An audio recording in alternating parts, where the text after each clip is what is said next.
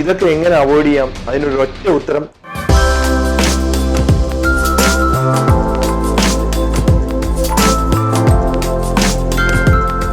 ഞാൻ doctor Danish Saleem. ഞാൻ ഇന്ന് പറയാൻ ഉദ്ദേശിക്കുന്നത് വളരെ സാമൂഹിക പ്രസക്തിയുള്ള ഒരു കാര്യമാണ്. ഒരു ആക്സിഡന്റ് ഉണ്ടാകുമ്പോൾ അല്ലെങ്കിൽ ഒരു മെഡിക്കൽ എമർജൻസി, വളരെ ക്രിട്ടിക്കൽ ആയിട്ടുള്ള ഒരു എമർജൻസി ഉണ്ടാകുന്നു, നമുക്ക് ആ ജീവൻ രക്ഷിക്കാനായിട്ട് വേറൊരു ഹോസ്പിറ്റലിലോട്ടൊക്കെ ട്രാൻസ്ഫർ ചെയ്യുന്ന കഥകളൊക്കെ നമ്മളിപ്പോൾ കേൾക്കുന്നുണ്ട്. അതിൻ്റെ കുറേ വാർത്തകൾ നമ്മൾ കേൾക്കുന്നുണ്ട്. ഇപ്പോൾ ഈ ഇടയ്ക്കും ഒരു 5 ദിവസം മുമ്പും ഒരു 15 ദിവസമുള്ള ഒരു കുഞ്ഞിനെ കാസർഗോഡ് മുതൽ തിരുവനന്തപുരം വരെ ട്രാൻസ്ഫർ ചെയ്യാനൊക്കെ നമ്മൾ ശ്രമിച്ചു. എറണാകുളത്തെത്തിയപ്പോൾ അമൃത ഹോസ്പിറ്റലിലോട്ടൊക്കെ മാറ്റിയ കഥകളെല്ലാം നമ്മൾ അറിഞ്ഞു. ഏകദേശം 90% ഇതുപോലുള്ള പോപ്പുലേഷനും സത്യം പറഞ്ഞാൽ ടെറിഷറി ഫെസിലിറ്റി ഇന്ത്യയിൽ അവൈലബിൾ അല്ല. അതായത് ടെറിഷറി സെന്റേഴ്സ് ഇന്ത്യയിൽ വളരെ ചുരുക്കം ഹോസ്പിറ്റലിൽ മാത്രമേ ഉള്ളൂ. അതായത് അത്രയും നമുക്ക് ജീവൻ രക്ഷിക്കാനുള്ള അത്രയും സാങ്കേതിക സൗകര്യമുള്ള ഹോസ്പിറ്റൽസ് വളരെ ചുരുക്കമാണ് നമുക്കുള്ളത്. പക്ഷെ കേരളത്തിൽ അത് കമ്പയർ ചെയ്യുമ്പോഴത്തേക്ക് നമ്മൾ ഇന്ത്യയിലെ ഒരു മാതൃക തന്നെയാണ് കേരളം. അത്രമാത്രം ഹോസ്പിറ്റൽസ് നമുക്ക് ഉണ്ട്. എങ്കിൽ പോലും ഇതുപോലുള്ള കുറച്ച് അകത്തോട്ടുള്ള സ്ഥലങ്ങളിൽ നിന്ന് നമുക്ക് ട്രാൻസ്ഫർ ചെയ്യുന്ന സമയത്ത് ഡിലേ സംഭവിക്കുന്നുണ്ട്. ഇപ്പം ഇങ്ങനെയുള്ള ചലഞ്ചസ് എന്തൊക്കെയാണെന്ന് പറഞ്ഞാൽ ഏറ്റവും ഇമ്പോർട്ടൻ്റ് ഉള്ള ടൈം തന്നെയാണ്. കാരണം ഇത്രയും ആദ്യത്തെ ഒരു കുറച്ച് സമയത്തിനകത്ത് ചെയ്യേണ്ട കാര്യങ്ങൾ ആ സമയത്ത് ചെയ്തില്ലെങ്കിൽ, അല്ലെങ്കിൽ ഒരു ട്രീറ്റ്മെന്റ് കിട്ടേണ്ട ആ ഒരു സമയത്ത് ആ ട്രീറ്റ്മെന്റ് നടക്കാതെ ആ സമയത്ത് പേഷ്യന്റ് കോംപ്ലിക്കേറ്റഡ് ആയി മരിക്കാറാണ്, അല്ലെങ്കിൽ അത് ഒരു ഇറിവേഴ്സിബിൾ ഡാമേജിലോട്ട് പോവുകയാണ്. ഇതൊക്കെ എങ്ങനെ അവോയ്ഡ് ചെയ്യാം? അതിനൊരു ഒറ്റ ഉത്തരം എയർ ആംബുലൻസ് ആണ്. നമുക്ക് കാരണം അറിയാം, റോഡിൽ നിന്ന് ഒരു പേഷ്യന്റിനെ ട്രാൻസ്ഫർ ചെയ്യുന്ന സമയത്ത് ഇപ്പം കേരളത്തിൽ നിന്ന് കാസർഗോഡ് നിന്ന് തിരുവനന്തപുരം വരെ എടുക്കുന്ന സമയം 15 മണിക്കൂറാണ്. ഏറ്റവും ഫാസ്റ്റ് ആയിട്ട് വരുവാണെങ്കിൽ 12 മണിക്കൂർ കൊണ്ടാണ് ട്രാൻസ്ഫർ ചെയ്യുന്നത്. ഈ വരുന്ന വഴി മൊത്തം പേഷ്യന്റ് റിസ്കിലാണ്. ആ സമയം ഓരോ മിനിറ്റും ആ മെയിൻ ആയിട്ടുള്ള ക്രിട്ടിക്കൽ ഓർഗൻ അല്ലെങ്കിൽ ആ മെയിൻ ആയിട്ടുള്ള ഒരു അസുഖം മൂർച്ഛിച്ചുകൊണ്ടിരിക്കുകയാണ്. അപ്പൊ എന്ത് ചെയ്യണം? അതായത് ഇതിനുള്ള ഒരേ ഒരു ഉത്തരം എയർ ആംബുലൻസ്. കാരണം ഇത്രയും ദൂരം നമുക്ക് ട്രാൻസ്ഫർ ചെയ്യാൻ 1 മണിക്കൂർ മതി.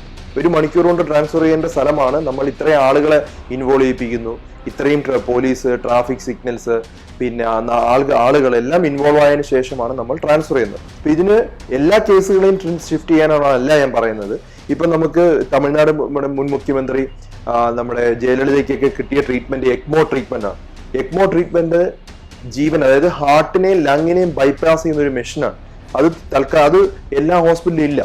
വളരെ ചുരുക്കം ഹോസ്പിറ്റൽസിൽ മാത്രമേ എക്മോ സൗകര്യമുള്ളൂ. അപ്പൊ അത് എല്ലാവർക്കും കിട്ടണ്ടേ ആ ട്രീറ്റ്മെന്റ് ഒക്കെ? കാരണം അത്രയും ക്രിട്ടിക്കൽ ആയിട്ടുള്ള ഒരു അസുഖം വരുമ്പോൾ നമുക്ക് കണക്ട് ചെയ്യേണ്ട ഒരു മെഷീനാണ് എക്മോ മെഷീൻ. അപ്പൊ അങ്ങനെയുള്ള മെഷീൻസ് ഉള്ള ഹോസ്പിറ്റലിലോട്ടൊക്കെ പേഷ്യന്റിനെ ട്രാൻസ്ഫർ ചെയ്യണമെങ്കിൽ നമുക്ക് ടൈം ഇല്ല, അധികം സമയം നമുക്ക് സ്പെയർ ചെയ്യാൻ ടൈം ഇല്ലാത്ത സമയത്ത് ഹെലികോപ്റ്റർ അല്ലെങ്കിൽ ഇതുപോലെ എയർ ആംബുലൻസ് അല്ലാതെ വേറൊരു ഉത്തരം അതിനില്ല. എന്തുകൊണ്ടാണ് ഇതിന് ഡിലേ വരുന്നത്? എന്തൊക്കെയാണ് ഇതിന്റെ അഡ്വാൻറ്റേജസ്, എന്തൊക്കെയാണ് ഡിസഡ്വാൻറ്റേജസ് ആണെന്ന് ഞാൻ പറയാൻ ഉദ്ദേശിക്കുന്നത്. Air ambulance 2 രീതിയിലാണുള്ളത്. ഒന്ന് നമുക്ക് പ്ലാൻഡ് ട്രാൻസ്ഫർ എന്ന് പറയുമ്പോഴത്തേക്ക് ഒരു വ്യക്തിക്ക് ഒരു അപകടം ഉണ്ടായി നമുക്കറിയാം, ഏകദേശം നമുക്കൊരു കുറച്ച് സമയം കിട്ടുവാണ് പ്ലാനായിട്ട് ട്രാൻസ്ഫർ ചെയ്യാൻ. ഒരു ഹോസ്പിറ്റലിൽ നിന്ന് വേറൊരു ഹോസ്പിറ്റലിലോട്ട് ട്രാൻസ്ഫർ ചെയ്യുന്ന ടെക്നിക്കാണ് പ്ലാൻ ട്രാൻസ്ഫർ. അപ്പം ഒരു ഹാർട്ട് ഫെയിലിയർ അല്ലെങ്കിൽ ഹാർട്ട് ഫെയിലായി, അല്ലെങ്കിൽ കംപ്ലീറ്റ് ആയിട്ട് കിഡ്നി ഫെയിലായി, അങ്ങനെ എന്തെങ്കിലും വലിയ സിവിയർ പ്രോബ്ലം ഉണ്ടായി അങ്ങനെയുള്ള ഒരു പേഷ്യന്റിനെ വേറൊരു മെഷീനുള്ള സൗകര്യമുള്ള സ്ഥലത്തോട്ടോ അല്ലെങ്കിൽ ഒരു ഓപ്പറേഷൻ ഇപ്പൊ ശ്രീധർ പോലുള്ള സെന്ററിലോട്ട് ട്രാൻസ്ഫർ ചെയ്യുന്ന ഇതിനെയാണ് പ്ലാൻഡ് ഓപ്പറേഷൻസ് എന്ന് പറയുന്നത്. അത് കൂടാതെ രണ്ടാമത്തെ ഒരു ഫെസിലിറ്റി ഓഫ് എയർ ആംബുലൻസ് എന്ന് പറഞ്ഞാൽ ഹെലികോപ്റ്റർ എമർജൻസി മെഡിക്കൽ സർവീസ് എന്നൊരു സർവീസാണ്. അത് മെയിൻ ആയിട്ട് ഈ ഡിസാസ്റ്റർ, എന്തെങ്കിലും പെട്ടെന്ന് ഭൂമിയൊലുക്കം അല്ലെങ്കിൽ ഒരു പ്രളയമൊക്കെ ഉണ്ടാകുന്ന സമയത്ത് ഒരു പേഷ്യന്റിനെ അല്ലെങ്കിൽ ഒരു ഗ്രൂപ്പ് ഓഫ് പീപ്പിളിനെ എത്രയും പെട്ടെന്ന് ഒരു സേഫ് ആയിട്ടുള്ള സ്ഥലത്തോട്ട് മാറ്റുന്നതിനാണ് ഹെംസ് എന്ന് പറയുന്നത്, ഹെലികോപ്റ്റർ എമർജൻസി മെഡിക്കൽ സർവീസ്. ഈ ഹെംസ് നമുക്ക് ഓപ്പറേറ്റ് ചെയ്യണമെങ്കിൽ സർക്കാരുമായിട്ട് മാത്രമേ ഓപ്പറേറ്റ് ചെയ്യാൻ പറ്റുള്ളൂ. അത് ഗവൺമെന്റ് തീരുമാനിക്കേണ്ട ഒരു ഡിസിഷനാണ്. പക്ഷെ നമുക്ക് പ്ലാൻഡ് ട്രാൻസ്ഫർ ഓരോ വ്യക്തിക്കും അല്ലെങ്കിൽ ഓരോ ഹോസ്പിറ്റൽസിനും എടുക്കാൻ പറ്റുന്ന ഡിസിഷനാണ്. ഇതിന്റെ അഡ്വാൻറ്റേജ് ഞാൻ നേരത്തെ പറഞ്ഞ കാര്യങ്ങൾ തന്നെയാണ്. നമുക്ക് മിനിറ്റ്സുകൾ കൊണ്ട് ട്രാൻസ്ഫർ ചെയ്യാൻ പറ്റും. ഏകദേശം 1 മണിക്കൂർ കൊണ്ട് അല്ലെങ്കിൽ 2 മണിക്കൂർ കൊണ്ട് നമ്മൾ വിചാരിച്ച സ്ഥലത്ത് പേഷ്യന്റ് എത്തിക്കാൻ പറ്റും. അധികം ഡിലേ ഒന്നും സംഭവിക്കുന്നില്ല. ഒരു വ്യക്തിയുടെ റിവേഴ്സിബിളിൽ നിന്ന് ഇറിവേഴ്സിബിളോട്ട് എത്തുന്നതിന് മുമ്പ് തന്നെ നമുക്ക് ട്രീറ്റ്മെന്റ് ആരംഭിക്കാൻ പറ്റും. പിന്നെ ഈ ഇതിനെ ശരിക്കും ഈ ഹെലികോപ്റ്ററിൻ്റെ അകത്ത് ഒരു ഫ്ലൈയിങ് ICU ആംബുലൻസ് എന്ന് തന്നെയാണ് അതിനെ പറയുന്നത്. അതിൻ്റെ അകത്ത് ICUവിനകത്ത് വേണ്ട എല്ലാ സൗകര്യങ്ങളും, ഡീഫിബ്രിലേറ്റർ, ഷോക്ക് കൊടുക്കാനുള്ള സാധനം, വെന്റിലേറ്റർ, പിന്നെ അങ്ങനെയുള്ള അൾട്രാസൗണ്ട്, എല്ലാ മെഷീനും, മോണിറ്റേഴ്സ്, അങ്ങനെയുള്ള എല്ലാ സാധനങ്ങളും ഉണ്ട്. ഇത് ഓപ്പറേറ്റ് ചെയ്യാൻ വേണ്ടി ഒരു ഡോക്ടറും ഒരു സ്റ്റാഫും കൂടെ കാണും. അതാണ് ഈ എല്ലാ ഹെംസിന്റെ മെക്കാനിസം. ഇപ്പം ഐക്യാറ്റ് എന്നൊക്കെ പറഞ്ഞ് ഉള്ള പഞ്ചാബിലൊക്കെ സ്റ്റാർട്ട് ചെയ്തിട്ടുണ്ട്. പഞ്ചാബും ഹൈദരാബാദ് ഒക്കെ ഐക്യാറ്റിന്റെ പ്രവർത്തനം സ്റ്റാർട്ട് ചെയ്തിട്ടുണ്ട്.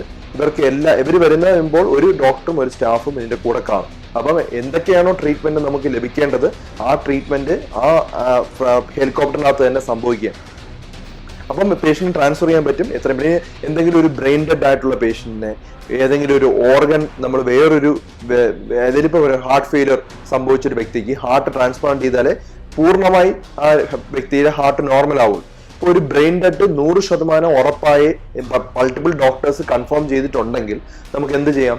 ബ്രെയിൻ ഡെത്ത് ആയുള്ള പേഷ്യന്റിന് ഓർഗൻ നമുക്ക് വേറൊരു വ്യക്തിയിലോട്ട് ട്രാൻസ്ഫർ ചെയ്യാം. അപ്പൊ അങ്ങനെയുള്ള ഒരു സംഭവത്തിലൊക്കെ നമ്മൾ ട്രാഫിക് സിനിമ ഒക്കെ നിങ്ങൾ കണ്ടാണ്. അപ്പൊ എത്രയും പെട്ടെന്ന് ആ സാധനം എത്തിക്കുകയാണ് നിങ്ങൾ ചെയ്യണം, ആ ഓർഗൻ. അതിനുവേണ്ടിയൊക്കെ നമുക്ക് എയർ ട്രാൻസ്പോർട്ട് എന്തുകൊണ്ട് യൂസ് ചെയ്തുകൂടാ? നമുക്ക് ഏകദേശം ഇന്ന് രാവിലെ തന്നെ വാർത്ത വായിച്ചത് ഏകദേശം 50ഓളം ഹെലികോപ്റ്റർ നമ്മുടെ ഈ ഇലക്ഷൻ ക്യാമ്പയിന് വേണ്ടി ഓടിക്കൊണ്ടിരിക്കുകയാണ് കഴിഞ്ഞ 2 മാസമായിട്ട് കണ്ടിന്യൂസ് ആയിട്ട്. അതിനുവേണ്ടി നമുക്ക് 1-2 ഹെലികോപ്റ്റർ നമുക്ക് മാറ്റി വെച്ചൂടെ ഇതിനു വേണ്ടി? അല്ലെ ഒരു സ്റ്റേറ്റിന് ഒരു ഹെലികോപ്റ്റർ എങ്കിലും മാറ്റി വെക്കാം. നമുക്ക് അധികം സ്റ്റേറ്റ്സ് പോലും നമുക്ക് ഇന്ത്യയിലില്ല. അപ്പം അത് അങ്ങനെയുള്ള കാര്യങ്ങളാണ് നമ്മൾ ശ്രദ്ധിക്കേണ്ടത്.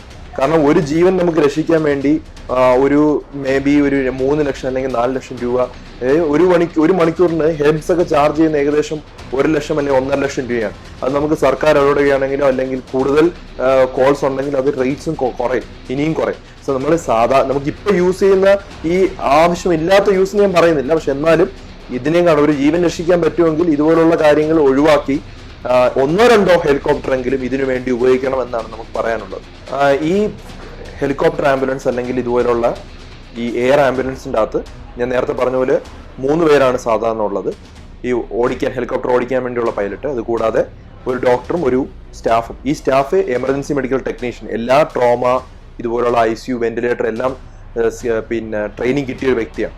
ഇതിന്റെ ചലഞ്ചസ് ഞാൻ പറയാം. ചലഞ്ചസ് എന്ന് പറഞ്ഞാൽ നമുക്ക് കേരളത്തിൽ ഹെലിപ്പാഡ് ഉള്ള ഹോസ്പിറ്റൽ വളരെ ചുരുക്കമാണ്. 10-ൽ താഴെ ഹോസ്പിറ്റൽസേ ഉള്ളൂ.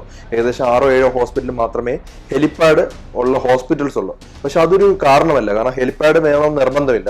നമുക്ക് ഒരു ഹെലികോപ്റ്റർ ഇറക്കാൻ വേണ്ടി ഞങ്ങൾക്ക് എല്ലാവർക്കും അറിയാം, നമ്മുടെ ഈ ഇലക്ഷൻ ഒക്കെ നടക്കുന്ന സമയത്ത് ഒരു തുറന്ന സ്ഥലത്ത് കൊണ്ടിറക്കാൻ പറ്റുന്ന സ്ഥലത്താണ്. അവിടുന്ന് എത്രയും പെട്ടെന്ന് ഒരു വണ്ടി ട്രാൻസ്ഫർ ചെയ്താലും മതി. ഒരു സാധാരണ ഒരു ഹോസ്പിറ്റലിലോട്ട് എത്തിക്കണമെങ്കിൽ ആ വഴിയും നമുക്ക് ചെയ്യാം. പിന്നെ അല്ലാതെ വേറെ എന്താണ് നമുക്ക് പ്രോബ്ലംസ്? ചില ഈ മെഡിക്കൽ കണ്ടീഷൻസ്, ഇപ്പം ഫോർ എക്സാമ്പിൾ ഈ 15 ദിവസമുള്ള കുട്ടി, അതിനെ ട്രാൻസ്ഫർ ചെയ്യുമ്പോഴത്തേക്ക് കുറച്ച് കാര്യങ്ങൾ വളരെ കുറെ കാര്യങ്ങൾ നമ്മൾ ഡോക്ടേഴ്സ് ശ്രദ്ധിക്കേണ്ടതുണ്ട്. അതായത് ഈ പ്രഷർ ഡിഫറൻസ് വരുമ്പോഴത്തേക്ക് ഉണ്ടാവുന്ന വ്യത്യാസങ്ങൾ, പിന്നെ അതുപോലെ ലങ്സിനകത്തുള്ള വ്യത്യാസങ്ങൾ, ബ്ലഡ് പ്രഷറിലുള്ള വ്യത്യാസങ്ങൾ, ഇതെല്ലാം ട്രെയിൻ കിട്ടിയ ഒരു വ്യക്തി മാത്രമേ അതിൽ പോരാവൂ. ഇത് നമുക്ക് വിചാരിച്ചാൽ നടക്കുന്ന കാര്യം തന്നെയാണ്. കാരണം ഇപ്പോഴേ ഹൈദരാബാദിലൊക്കെ സെന്റേഴ്സ് സ്റ്റാർട്ട് ചെയ്തിട്ടുണ്ട്.